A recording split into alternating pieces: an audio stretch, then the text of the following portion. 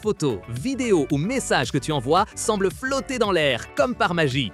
Nous pensons que l'information numérique est invisible, une idée sans poids qui vit dans le cloud. Mais la vérité est autre. Chaque 0 et chaque 1 de tes données vivent dans le monde réel. Ils sont gravés dans des choses physiques que nous pouvons toucher, même si elles sont minuscules. Aujourd'hui, nous explorerons comment la science convertit ces idées en morceaux de matière. Tu verras comment ton information invisible est stockée dans le métal, la lumière et l'électricité. Imagine un simple interrupteur de lumière. Il a 2 états, allumé ou éteint. Dans le monde des ordinateurs, chaque petite pièce d'information s'appelle un bit. Un bit est exactement cela, un interrupteur à 2 états. Il peut être un 0 ou 1, il n'y a pas d'autres options. Les premiers à convertir ces 0 et 1 en quelque chose de physique ont utilisé le magnétisme. Des chercheurs, dans les années 50, ont créé des bandes avec de la poudre de fer. Une partie de la bande pouvait être magnétisée, comme un petit aimant. Si la partie était magnétisée, c'était un 1, sinon c'était un 0. Ainsi, des millions de ces petits aimants créaient des chansons et des programmes.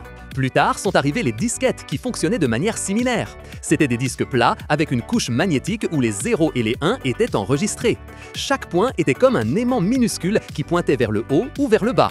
Mais le magnétisme n'était pas la seule façon de stocker l'information. La lumière pouvait aussi être un interrupteur de 0 et 1.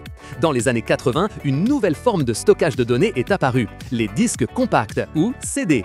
Au lieu d'aimants, les ingénieurs ont utilisé la lumière et de petits trous. Un CD a une surface très brillante avec une couche de métal. Sur cette couche, des millions de petits puits et de parties plates sont gravés. Lorsqu'un rayon laser lit le disque, il rebondit différemment sur chacun. Cette différence de lumière se transforme en un 0 ou un 1. Après sont arrivés les disques durs, une merveille d'ingénierie. Ces dispositifs utilisent des disques rotatifs recouverts de matériaux magnétiques.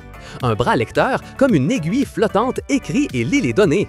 La tête de lecture change le pôle magnétique de zones incroyablement petites. Chaque changement de pôle est un 0 ou un 1. Ce processus se produit à des vitesses étonnantes pendant que le disque tourne des milliers de fois par minute.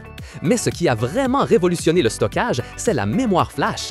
Cette technologie n'a pas de pièce mobile. Au lieu du magnétisme ou de la lumière, elle utilise l'électricité. Chaque bit est stocké dans une petite cellule qui peut piéger une charge électrique. Si la cellule a une charge, c'est un 1. Si elle n'en a pas, c'est un 0. C'est comme avoir 1 million de minuscules batteries qui peuvent être chargées ou vides. Cela permet aux téléphones et aux clés USB d'être si petits et rapides. Aujourd'hui, la quantité d'informations que nous créons et stockons est gigantesque. Elle est stockée dans d'énormes centres de données répartis sur toute la planète. Chacun de ces centres contient des milliers de disques durs et de mémoire flash. Tout ce que nous appelons le cloud est un réseau de ces bâtiments remplis de matériel. Vos photos et vidéos ne sont pas dans l'air, elles se trouvent dans l'une de ces fermes de serveurs. La capacité de mettre plus d'informations dans moins d'espace est surprenante. Les ingénieurs ont réussi à rendre chaque bit si petit que nous pouvons à peine l'imaginer. Dans un disque dur moderne, un seul bit peut occuper un espace de seulement quelques nanomètres. Pour vous donner une idée, un nanomètre est la milliardième partie d'un mètre. C'est comme écrire un roman entier sur la tête d'une épingle. Même pour cette miniaturisation, il y a des limites physiques. Nous ne pouvons pas rendre les bits infiniment petits. Quand un bit a la taille d'un atome, les règles de la physique changent. Les électrons peuvent sauter sans contrôle, effaçant les informations sans que nous le voulions. De plus, la chaleur générée par la lecture et l'écriture de tant de données est un problème. Mais les scientifiques cherchent déjà des solutions pour aller au-delà de ces limites. Les nouvelles idées pour stocker des informations sont fascinantes. L'une d'elles est le stockage sur ADN. L'ADN, le code de la vie, peut stocker une quantité incroyable de données. Des chercheurs ont réussi à coder des films et des livres dans des brins d'ADN. L'ADN peut durer des milliers d'années et est super compact. Un autre domaine est le stockage atomique. Certaines équipes manipulent déjà des atomes individuels pour créer des bits. Un groupe de scientifiques a réussi à écrire un film en seulement 1200 atomes. Cela démontre le potentiel de stockage de données à la plus petite échelle possible. Ces technologies sont encore en phase de test, mais elles promettent un avenir avec beaucoup plus de capacité. Ce que nous pensions immatériel, le numérique, a toujours été physique.